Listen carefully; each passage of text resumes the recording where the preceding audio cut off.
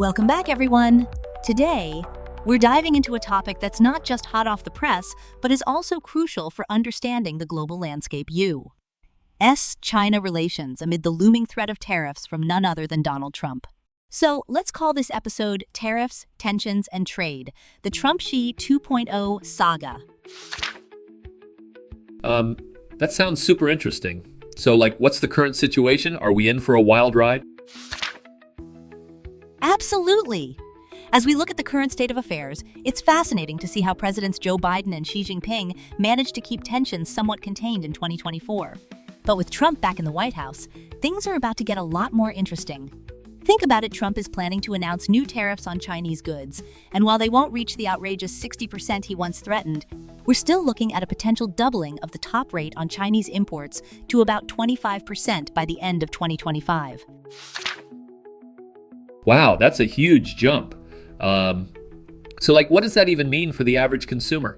Are we talking about higher prices on everything from electronics to, toys?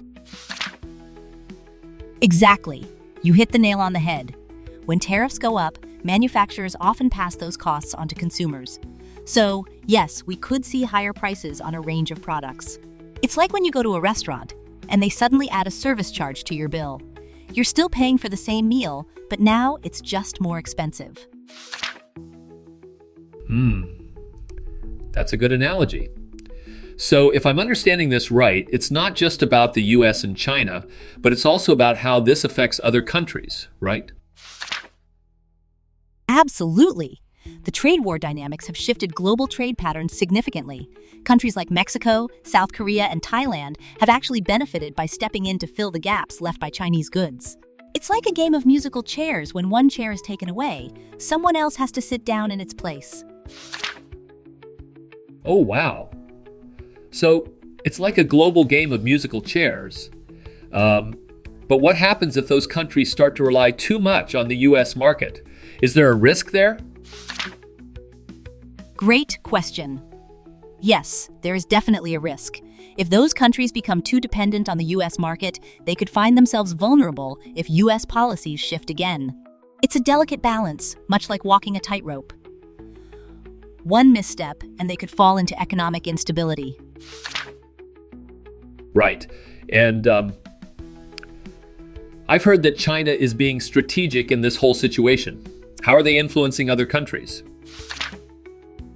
Spot on. China has been quite adept at navigating this standoff. They're not just sitting back, they're actively engaging with third countries, trying to showcase that their version of globalization is more appealing. It's like a chess game. While the U.S. is focused on its own moves, China is making alliances and positioning itself for the long game. That's really interesting. So, what do economists and consumers hope for in 2025? Is there a chance for stability? Many economists and consumers are indeed hoping for stable interactions between the U.S. and China. History has shown us that cooperation benefits both nations, while confrontation leads to losses. It's like a relationship. When both parties work together, they can achieve so much more than when they're at odds. Wow, that's a powerful analogy. So it's really about finding common ground, huh? But what if they can't? What's the worst case scenario? If they can't find common ground, we could see a return to heightened tensions, which could lead to economic repercussions, not just for the U.S. and China, but for the entire world. It's like a ripple effect. Countries' instability can send shockwaves through global markets. Yikes. That sounds intense. So, what can we do as consumers to prepare for these changes? Great question! As consumers, staying informed is key. Being aware of how these policies affect prices and availability can help us make better purchasing decisions. It's like being a savvy shopper. You want to know when to buy and when to hold off. I love that. So it's all about being proactive, right? Exactly. And remember, the more we understand these dynamics, the better equipped we are to navigate the complexities of the global economy. Wow, this has been such an eye-opener.